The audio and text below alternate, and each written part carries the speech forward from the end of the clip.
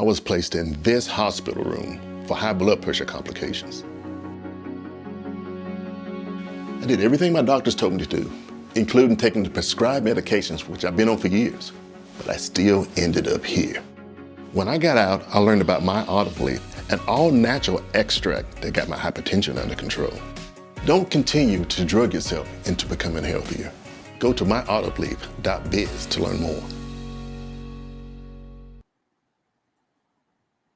Yeah, he got 3 more on the way. 3 more on the way, okay? I'm just trying to figure out, how is it that you got time to fuck, but you ain't got time, or your baby mama's got to go through your assistant for you to get time?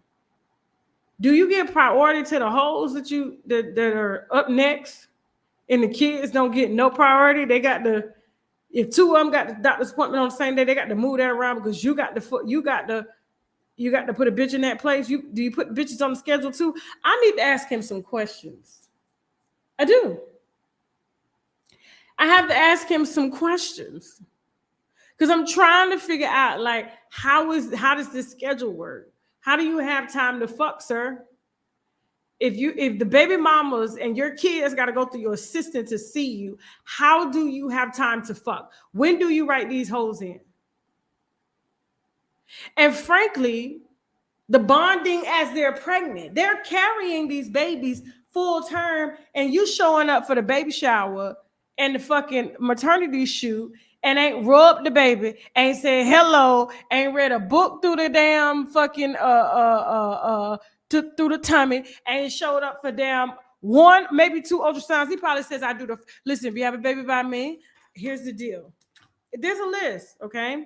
You have to agree to go through my assistant because you're not the only one. I have more than 1 kid. So your kid is not going to be more special than my other kids. Everyone is treated the exact same, okay? And you're not allowed to ask me who I'm fucking or who's up next, okay? That's my business. The only business that you need to be concerned about is you getting this $3,500 a month and a housing allowance, okay? And the babies can go on my insurance. I will also buy school clothes. I will pay for childcare, and I will even make sure that you have a nanny at your convenience so that you can get your nursing degree.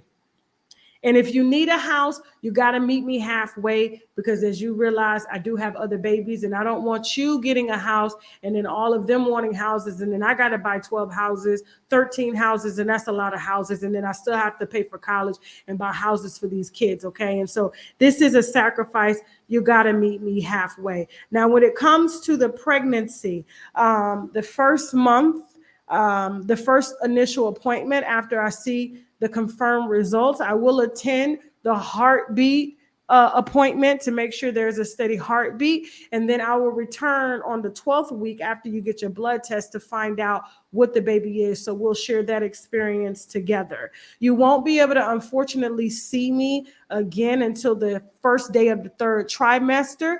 I'll spend a lot more time with you after you have made it past the 3rd trimester, because if anything happens to you during the 3rd trimester, my insurance will ensure that the baby gets the best care in the NICU, and so do you. Now, if you want to eat your placenta, hold on for a second.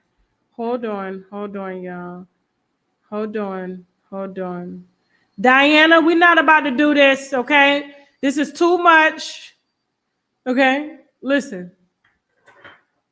Now, if you want to eat the placenta, I need to know that now so that I can have my assistant make an appointment with the placenta company to enter the room so that you can eat the placenta, so that, you know, the baby can get those stem cells into their system, because I possibly may need them one day. I'm a lupus patient, remember, you know, well, at least that's what I tell everyone. So stem cell works in all aspects, and I've seen people cure lupus HIV, AIDS, and everything just through one stem cell appointment. So I need to ensure that these babies are healthy. So I'll agree to be with you one day out of the week leading up to the baby. Then when the baby is born, I'll be there for the first 3 days. Then I'll have to leave because, of course, I have other kids that I have to attend to, and I will return to the house at week 6 for the 6-week appointment. And if it's a boy, I'll return at week 2 for the circumcision. So, also, I need to know, are you going to be breastfeeding or do we need to do formula? If we need to do formula, I'll need to put in an order of a shipment of formula for you, because the formula's going to have to come from other countries in order to get here, because I don't want you calling me or looking for me when you know damn well I have other kids and other women to attend to, and possible babies on the way, but we don't announce till we know the baby is here, 3rd trimester. And so I just don't want you looking for me when the baby needs milk. Now, if you want to opt to use WIC, you can do that for the time being, but I just don't want anyone knowing that Nick Cannon's babies are on WIC.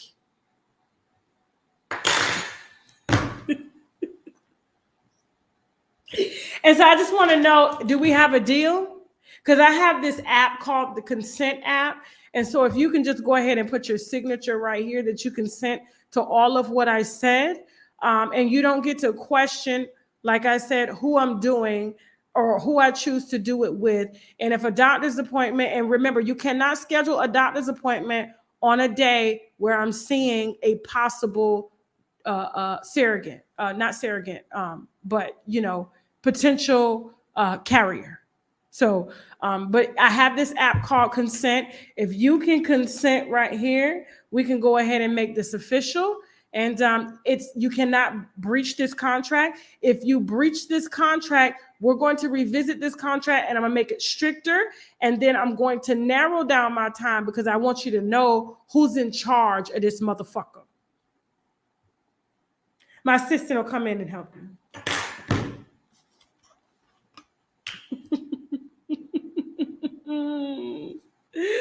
Oh, man.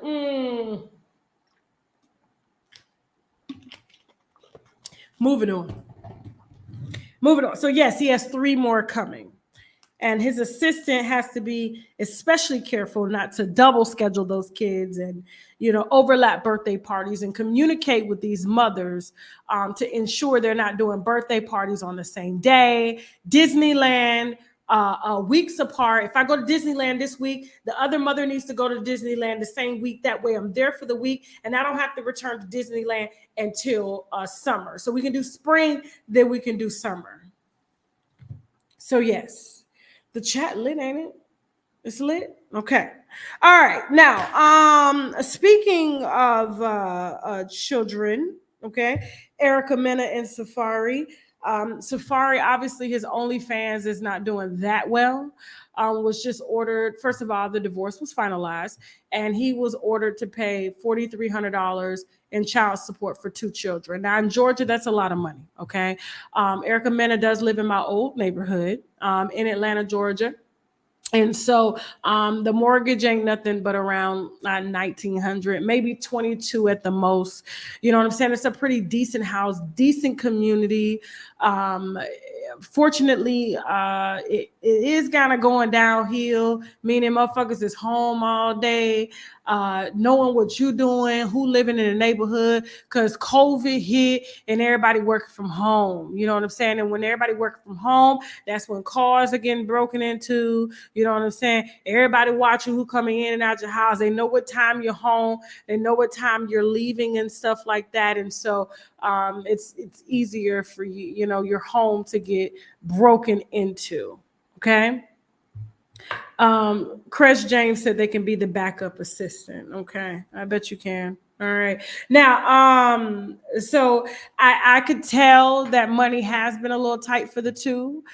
They've tried to extend this for as long as they could to try to milk it, but eventually they just gone ahead and went ahead with the divorce because Safari was just going to do what he wanted to do anyway. When